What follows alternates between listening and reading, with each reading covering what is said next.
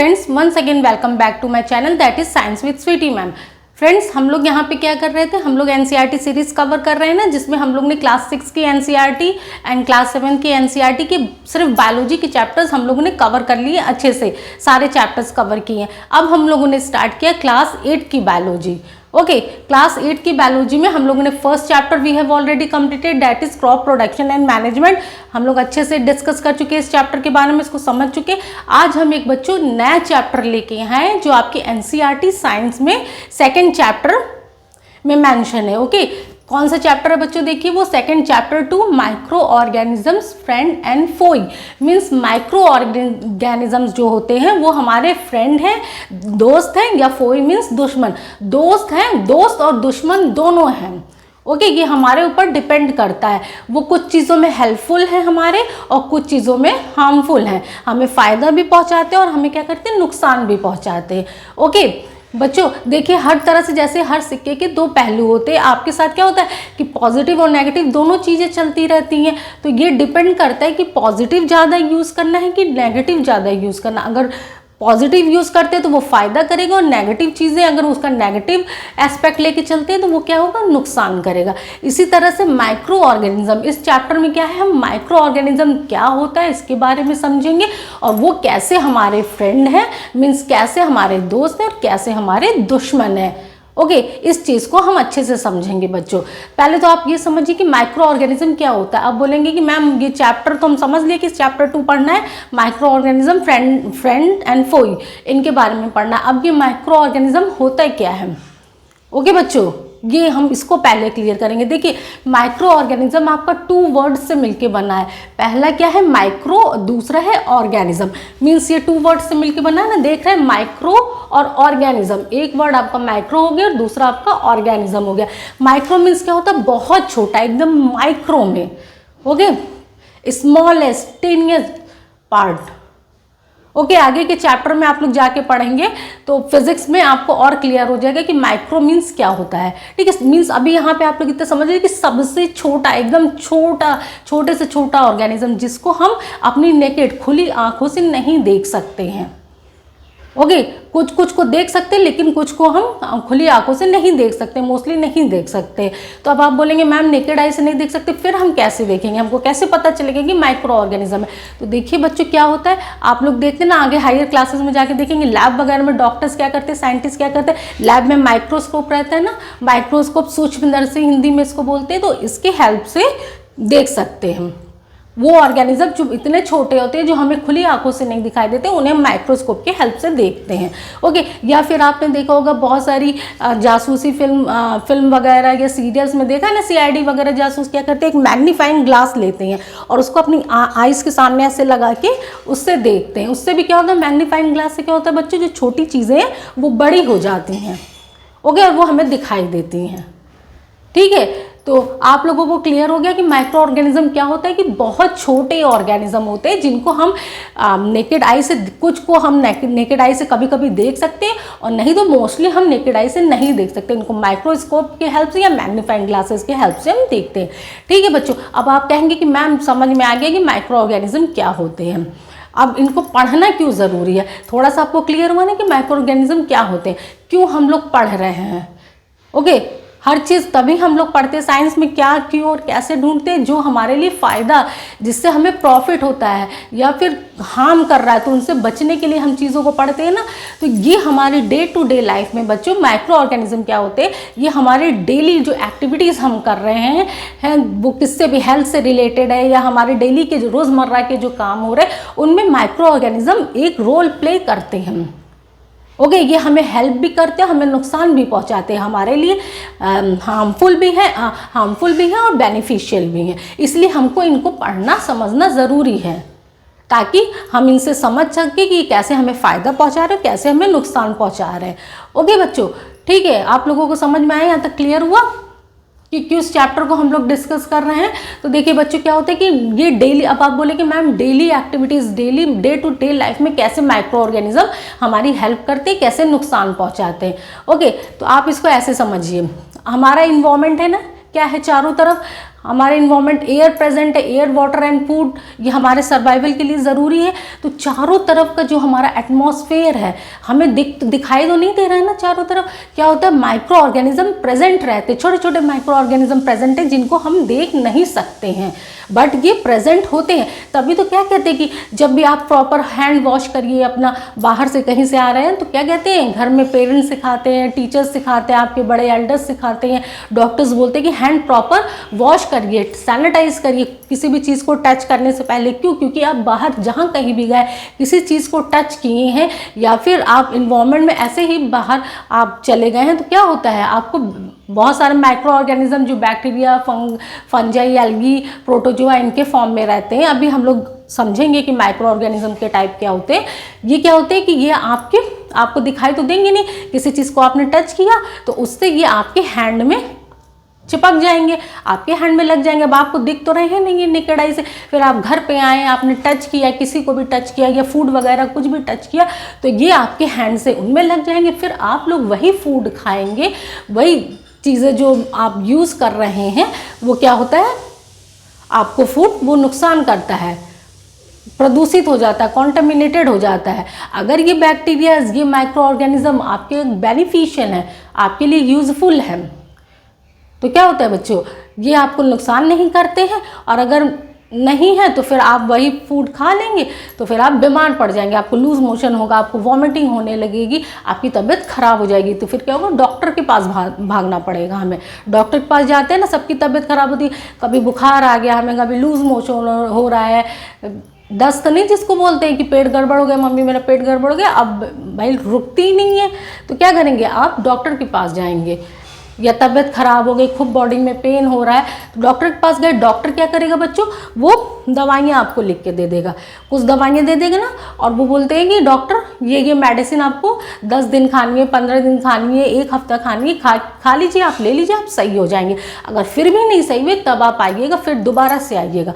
तो क्या होता है, आप ये मेडिसिन 10 डेज 12 डेज जितना भी आपके डॉक्टर सजेस्ट करते हैं आप इसको लेते हैं। ये मेडिसिन क्या होती है बच्चों, ये मेडिसिन एंटीबायोटिक्स होती है। जो एंटीबायोटिक्स डॉक्टर आपको देते हैं ये भी क्या होती है, ये माइक्रो ऑर्गेनिज्म से बनी होती है। जो micro organism bacteria, algae, fungus के रूप में पाए जाते हैं, उनसे ये दवाइयाँ बनी होती हैं। ओके, ये हमारी बॉडी को, हमारी तबीयत को, हेल्थ को सही करती है, हमारी बॉडी को सुरक्षा प्रदान करती हैं। तो क्लियर हुआ हमारा कि किस लिए माइक्रो ऑर्गेनिज्म हमें क्यों पढ़ना चाहिए, क्योंकि जो दवाइयाँ खा रहे हैं उनके बारे में हमें पता चलेगा। अब आइए हम लोग क्या करते हैं, अपने किचन में चलते हैं। खाना सब लोग खाते हैं ना, आप लोग लंच कर रहे हैं, डिनर कर रहे हैं, टिफ़िन लेके जा रहे हैं, बच्चे स्कूल में लेके जा रहे हैं, घर में खा रहे हैं, तो खाना सब लोग खा रहे हैं और वैरायटी ऑफ फूड खाते हैं। ओके, तो कभी आपने किचन में जाके देखा है मम्मी आपकी क्या बनाती, खाना बना रही है, जैसे इडली हुआ, इडली को बनते देखा आप लोगों ने, इडली है, डोसा है, इसका जो बैटर रहता है, या फिर केक है, पेस्ट्री है आपका, ओके, और ये जो बर्गर पिज़्ज़ा आप लोग खा रहे हैं, इसका जो डो रहता है ये कैसे बनता है बच्चों। ओके, जब आप देखिए घर में बनते हुए देखते हैं ना, इडली बन रही है, या फिर डोसे का जो बैटर है, घोल जिसको हिंदी में बोलते हैं, उसमें क्या होता है, मम्मी लोग या तो इनो डाल देती हैं या फिर आपका खाने वाला सोडा जो रहता है थोड़ा सा उसको डाल देती हैं। क्यों डालती हैं इसको बच्चों, इसको इसलिए डालती हैं, क्या होता है उसमें, तो आप पहले तो ये देखिए कि जब डाल रहे हैं तब क्या हो रहा है। आपने देखा जैसे ही डालने के बाद कुछ देर रख दिया जाता है। क्यों रखा जाता है, क्यों डाल रहे हैं, इसका कुछ न कुछ तो रीज़न होगा। आप लोग सोचते होंगे, सोच रहे हैं या तो नहीं सोचते, खा लिए, लेकिन इसको समझिए क्यों डालते हैं। उसमें क्या होता है कि यीस्ट होता है। यीस्ट आपका एक माइक्रो ऑर्गेनिज्म है, अगेन माइक्रो ऑर्गेनिज्म जिनको हम नेकेड आई से नहीं देख सकते। ये क्या करते हैं कि ये रिप्रोड्यूस का मतलब आप लोग समझ चुके हैं ना, 7th क्लास में रिप्रोडक्शन चैप्टर हमने पढ़ाया। अगर आपको नहीं क्लियर है तो आप जाके पिछली वीडियो में देखिए, वहाँ से आपको क्लियर हो जाएगा। ओके, रिप्रोडक्शन क्या है, तो ये अपने जैसे ही बनाना, 1 से 2, 2 से 4 ऐसे।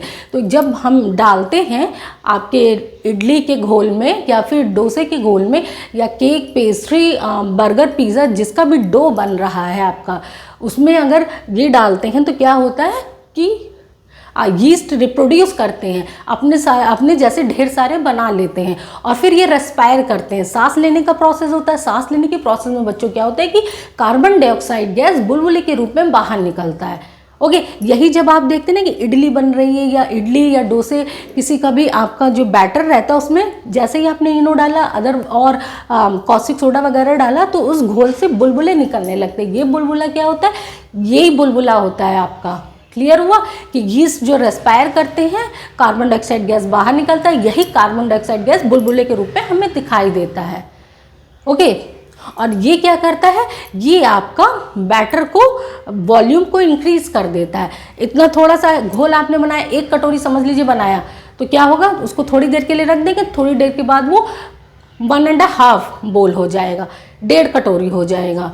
तो ये वॉल्यूम को बढ़ा देता है। इतना सा आटा है, उसको रख दिया, उसमें डाल के गूंथ के रख दिया, थोड़ी देर छोड़ दिया तो वो थोड़ा सा बढ़ जाएगा, उसका वॉल्यूम बढ़ जाता है। ओके बच्चों, और हमारा बहुत सॉफ्ट इडली, सॉफ्ट और क्रिस्पी बनती है, अच्छा बनता है। तो यहाँ पे खाने में यूज़ किया जा रहा है। और आप देखिए डेली आप सब लोगों के घरों में क्या होता है, दही सब लोग खाते हैं ना, कर्ड सबको पसंद है। कर्ड कैसे बनता है, मार्केट से ले आते हैं वो तो पता ही है सबको, लेकिन और कैसे घर में भी तो मम्मी लोग बनाती हैं, आपके जो मदर है किचन में, वो कैसे बनाती है, थोड़ी सी दही लेती हैं और उसको क्या, जिसको हम लोग घर में घर की लैंग्वेज में क्या बोलते हैं, जोरन बोलते हैं, उसको क्या करते हैं, उसको डाल देते हैं। ओके, दूध लिए, दूध में थोड़ी सी दही डाल दिए, फिर इसके बाद वो लोग गर्म एटमॉस्फेयर में छोड़ देती हैं कुछ टाइम के लिए, 3-4 घंटों के लिए छोड़ दिया। फिर इसके बाद आप जब जाके देखते कहते हैं ना कि अरे मम्मी दही जम गई पूरी। ओके, दही तो जम गई। ये दही कैसे जमती है बच्चों, ये दही इसी माइक्रो ऑर्गेनिज्म, इन्हीं माइक्रो ऑर्गेनिज्म की हेल्प से जमती है।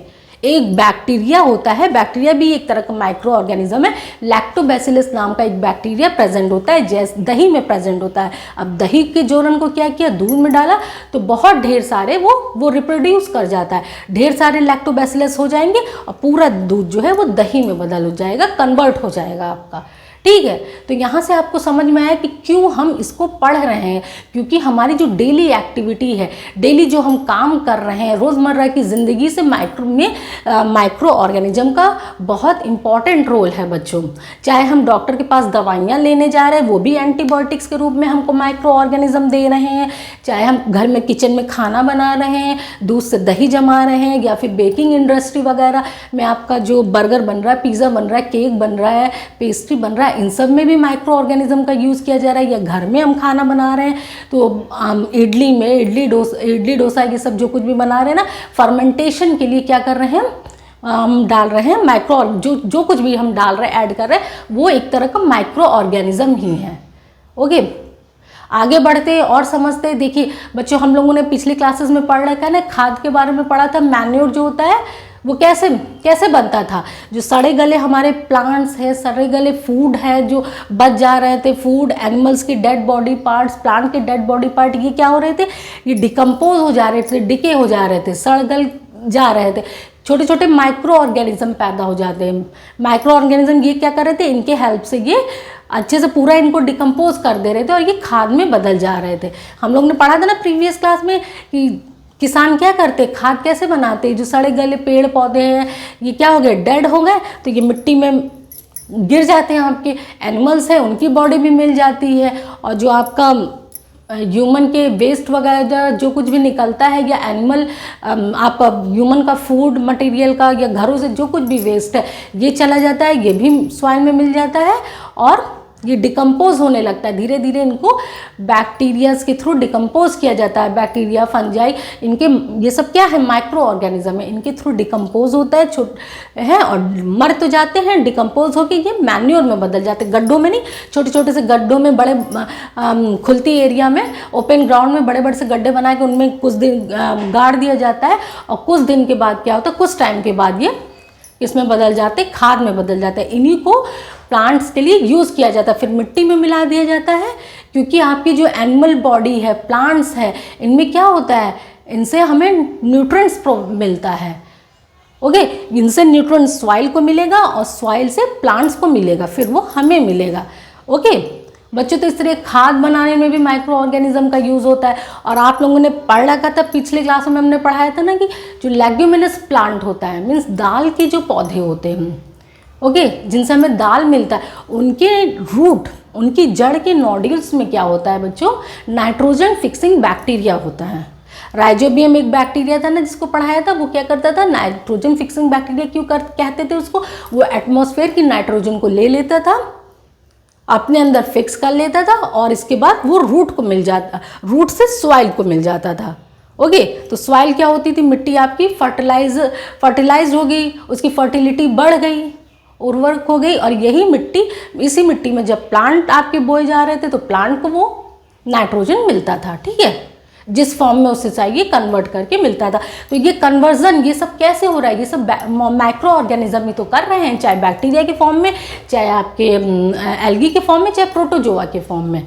इसलिए हमें इनको पढ़ना, इनको समझना ज़रूरी है। अच्छा, ये सब तो आपने फ़ायदा देख लिया, आपने बोला कि हाँ मैम इस चैप्टर का नाम है micro organism friend and Foy. तो फ्रेंड तो हम समझ गए कि बहुत सारे, अभी आगे चल के हम और यूजेस पढ़ेंगे, बहुत सारे काम डेली एक्टिविटीज़ में हो रहा है भाई, हमारे किचन में काम हेल्पफुल है, हम बीमार पड़े, डॉक्टर ने एंटीबायोटिक जो लिखी वो भी हमारी क्या है, माइक्रो ऑर्गेनिज्म ही है, माइक्रो ऑर्गेनिज्म से बन रही है। खाद जो सॉइल को मिल रहा है वो भी माइक्रो ऑर्गेनिज्म के थ्रू ही कन्वर्जन उसका हो रहा है।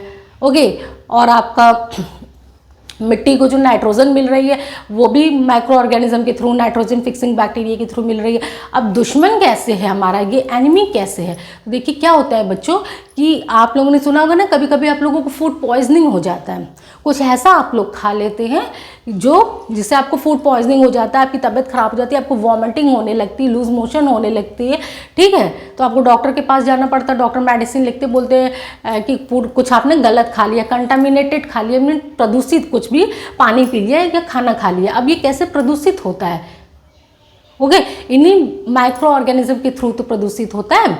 जैसे इसीलिए तो मना किया जाता है कि बाहर जो आपको खाना है, खुलते में आप जा रहे हैं, जो ठेले से खा रहे हैं या छोटे छोटे से जो जगह पे लगाया गया है स्टॉल्स, वहाँ पे खा रहे हैं, वहाँ क्या है, वहाँ कोई हाइजीन मेंटेन नहीं हो रहा है, वहाँ पे खुले हाथ से नेकेड उससे बना रहे हैं, और फूड भी आपका खुला पड़ा हुआ है, तो फ्लाइज वगैरह है, फ्लाइज है, मॉस्किटो है, वो क्या कर रहे हैं, वो उड़ती रहती हैं मक्खियाँ, वो कहीं भी बैठ गई, कहीं नीचे बैठ गई ज़मीन पे क्या काई वगैरह लगी है, काई मीन्स एल्गी है, वहाँ पे बैठ गई या कहीं और किसी जगह पे बैठ गई, तो ये माइक्रो ऑर्गेनिज्म इनकी बॉडी में जाके चिपक जाते हैं, और फिर यही जो है जाके अगर आपके फूड पे बैठती हैं या वाटर पे मतलब बैठेंगी, तो ये क्या होगा कि ये माइक्रो ऑर्गेनिज्म आपके उनकी बॉडी से फूड में खाने में ट्रांसफ़र हो जाएंगे। तभी तो क्या होता है, बोला जाता है ना कि भैया बाहर का खाना मत खाइए, आप लोग बाहर का जो खुलता खाना है प्रदूषित है, ठेले पे मत खाइए, खाने में तो हमें अच्छा लगता है, लेकिन उन लोग इतना हाइजीन आपका मेंटेन नहीं करते हैं, खाने खुले पड़े हुए, समोसे वगैरह, कचौड़ियाँ, पकौड़ियाँ सब खुली रखी हुई हैं, आप तो खा लेते, खा के चले आए, फिर बाद में क्या होता है, आ गए घर पे, पेट दर्द होने लगा, लूज मोशन आपको हुआ, तबीयत खराब होने लगी। ठीक है, इसी वजह से होती है। यहाँ पे भी क्या है, माइक्रो ऑर्गेनिज्म का रोल है, माइक्रो ऑर्गेनिज्म की वजह से आपको फूड पॉइजनिंग हो जाती है। ठीक है बच्चों, तो इसलिए इस चैप्टर को पढ़ना बहुत ज़रूरी है। समझे आप क्यों पढ़ना ज़रूरी है, क्योंकि माइक्रो ऑर्गेनिज्म हमारे एक फ्रेंड की तरह भी काम करते हैं और एनिमी की तरह भी काम करते हैं। डेली एक्टिविटीज़ जो कुछ भी हो रही है हमारी डेली लाइफ से ही रिलेटेड हैं, कनेक्टेड हैं, इनका इम्पॉर्टेंट रोल है, इसीलिए इसको हमें पढ़ना ज़रूरी है। तो इस चैप्टर में हम लोग इसी के बारे में अच्छे से डिस्कस करेंगे। देखिए दोस्तों, इस चैप्टर को हम लोगों ने 3 पॉइंट्स में, वी हैव डिवाइडेड इस चैप्टर इनटू 3 पॉइंट्स। फर्स्ट आपका इंट्रोडक्शन है, सेकंड प्रेजेंस एंड स्ट्रक्चर है, एंड थर्ड यूजेस में हम लोग बेनिफिट्स पढ़ेंगे, क्या फ़ायदा हो रहा है, एंड हार्मफुल मतलब कि फ़ायदा, हानि और नुकसान दोनों पढ़ेंगे, क्या हमें फ़ायदा कर रहा है, क्या नुकसान कर रहा है। इंट्रोडक्शन में हम लोगों ने देख लिया, समझ लिया कि क्यों इसको पढ़ना ज़रूरी है बच्चों, क्यों पढ़ रहे हैं माइक्रो ऑर्गेनिज्म। इस चैप्टर में हमें क्या क्या पढ़ना है देखिए। अब इससे कुछ देख लीजिए क्या क्या बीमारियां होती हैं। ओके, अभी तो हम लोगों ने ऐसे समझ लिया, कुछ एग्जाम्पल में समझेंगे। अच्छा, एक चीज़ आप लोग और समझ लीजिए, देखिए क्या होता है, आपको जो अक्सर सर्दी खांसी जुकाम नहीं हो जाता है, मौसम चेंज हुआ, कुछ भी हुआ, सर्दी खांसी जुकाम हो गया। अभी कोरोना आपका बहुत चल रहा था, कोरोना, ठीक है, तो ये क्या है, ये क्यों हो रहा था, आप लोगों ने सुना कोरोना, तो सबको पता कि वायरस की वजह से, तो कोरोना वायरस चारों तरफ हल्ला हुआ था। अब आप कहेंगे मैम ये वायरस क्या है, या सर्दी खांसी जुकाम वगैरह हुआ तो डॉक्टर के पास गए, डॉक्टर बोलते कि यार कुछ नहीं, वायरस की वजह से हो गया सर्दी खांसी जुकाम। तो अब ये वायरस क्या है, क्या ये भी माइक्रो ऑर्गेनिज्म है? आप बोलेंगे नहीं, ये माइक्रो ऑर्गेनिज्म नहीं है, ये माइक्रोस्कोपिक तो है, ये है माइक्रोस्कोपिक, आप इसको माइक्रोस्कोप के हेल्प से देखते हैं, लेकिन ये माइक्रो ऑर्गेनिज्म है, बट हमारे जो और माइक्रो ऑर्गेनिज्म है उनसे ये डिफरेंट है। क्यों बच्चों डिफरेंट है? पहले माइक्रो ऑर्गेनिज्म आप देखिए, मोस्टली कितने तरीके के माइक्रो ऑर्गेनिज्म आपके होते हैं। माइक्रो ऑर्गेनिज्म आपके बैक्टीरिया हो गया, बैक्टीरिया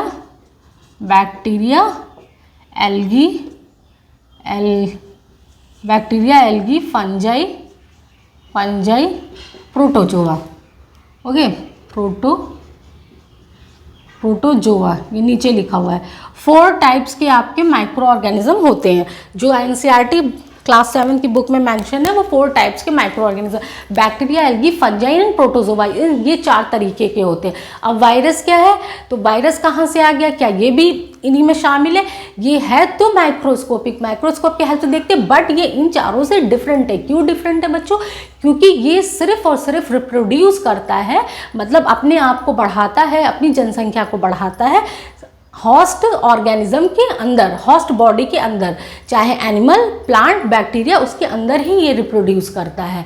बाहर अगर बॉडी से निकल जाए तो ये रिप्रोड्यूस नहीं कर पाएगा। जैसे एल्गी आपका क्या है, बाहर रिप्रोड्यूस करता है ना, काई जमीन में जो लगती है कैसे बढ़ती जाती है, एक फ्रैगमेंटेशन के थ्रू 1 से 2 हुई, 2 से 4 हुई, ऐसे बैक्टीरिया में भी आपका हम लोगों ने रिप्रोडक्शन देखा था, फंजाई, ये सब होता है। लेकिन वायरस आपका सिर्फ होस्ट बॉडी के अंदर ही रिप्रोड्यूस करता है। इस तरह से कि इन चारों से डिफरेंट हुआ। ओके, अब हमको क्लियर हो गया ना कि माइक्रो ऑर्गेनिज्म क्या होता है, इनको क्यों पढ़ना चाहिए, और माइक्रो ऑर्गेनिज्म कितने तरीके के होते हैं। आपके 4 टाइप्स के होते हैं बच्चों, bacteria, algae, fungi and protozoa. Bacteria, algae, fungi and protozoa, ये 4 तरह के माइक्रो ऑर्गेनिज्म आपके होते हैं। ठीक है, अब वायरस हम लोग ने समझ लिया, वायरस क्या होता है, सर्दी खांसी जुकाम हम लोगों को। देखिए कोल्ड, आपको कोल्ड, इन्फ्लुएंजा क्या कहते हैं, जो फ्लू वगैरह, आपको फीवर आ जाता है, सर्दी खांसी हो जाती है, खूब कफ वगैरह होता है, तो ये किससे होता है? ये वायरस के थ्रू होता है। कोल्ड एंड फ्लू ये आपके वायरस के थ्रू होता है। पोलियो, चिकन पॉक्स, ये भी वायरस के थ्रू होता है। पोलियो क्या होता है बच्चों, जो आप पोलियो ड्रॉप पिलाने नहीं आते बच्चों को, अक्सर आप लोगों ने देखा होगा ना कि गवर्नमेंट के थ्रू पोलियो की ड्रॉप पिलाने छोटे छोटे बच्चों को आते हैं। ओके, तो पोलियो में पैर में प्रॉब्लम होती है। ठीक है, पोलियो और चिकन पॉक्स, ये आपके चिकन पॉक्स दाने नहीं निकल आते बॉडी पे वो आपके, तो ये वायरस के थ्रू होता है। क्लियर हो गया? कोल्ड, इन्फ्लुएंजा वायरस के थ्रू, पोलियो, चिकन पॉक्स भी वायरस के थ्रू होता है।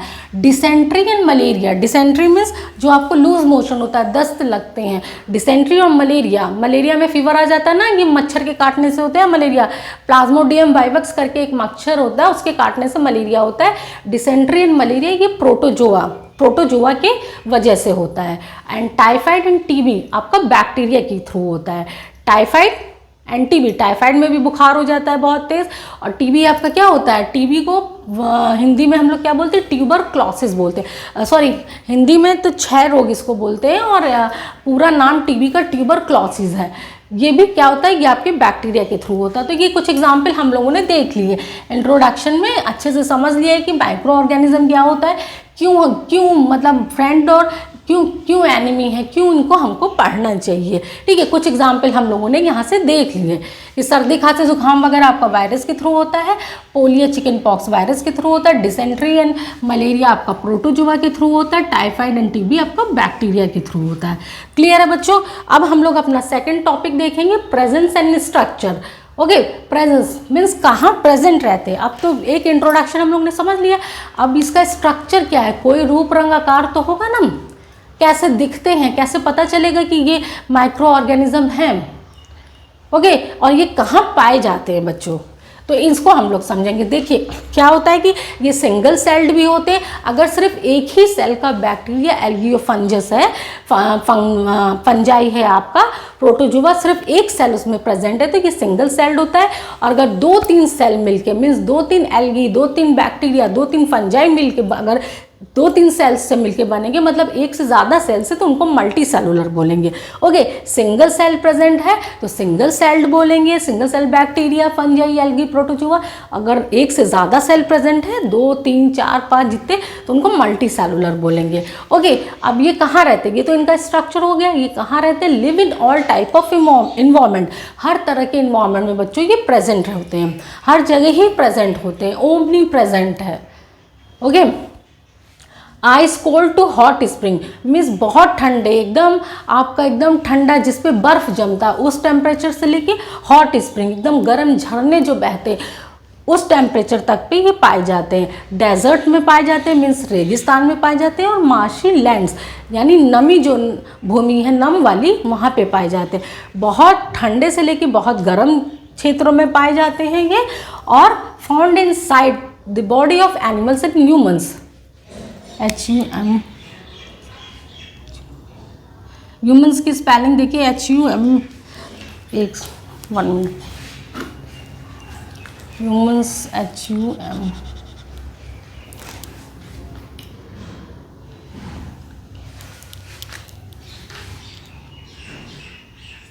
ह्यूमन्स ओके, ठीक है। Found inside the body of animals and humans means animals की बॉडी के अंदर भी पाए जाते हैं और ह्यूमन्स की बॉडी के अंदर भी पाए जाते हैं।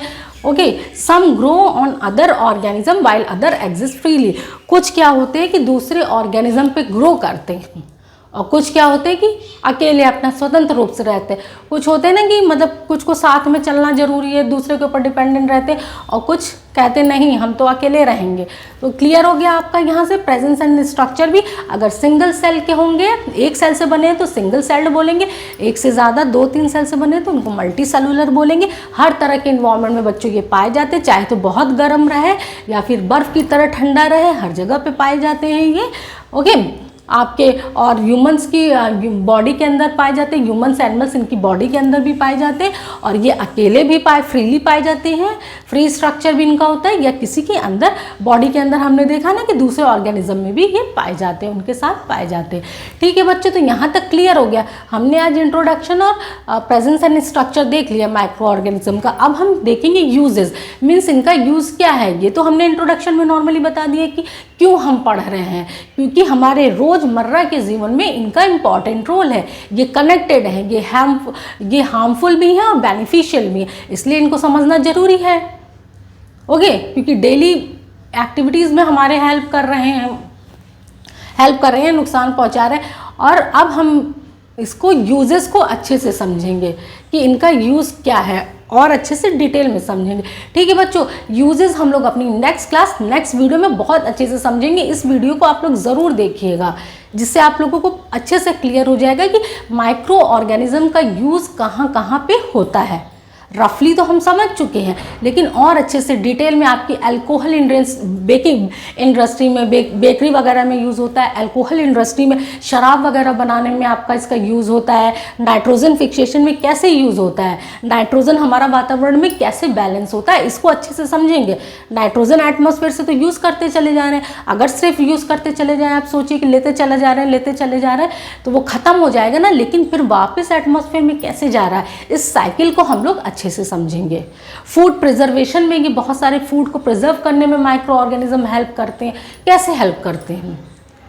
ओके, इन सब चीज़ों को जो आप क्या होता है जैम, जेली वगैरह, अचार, ये काफ़ी टाइम तक रखते हैं। सब्जी आप बनाएंगे, सुबह बनाएंगे, शाम को ख़राब हो जाएगी।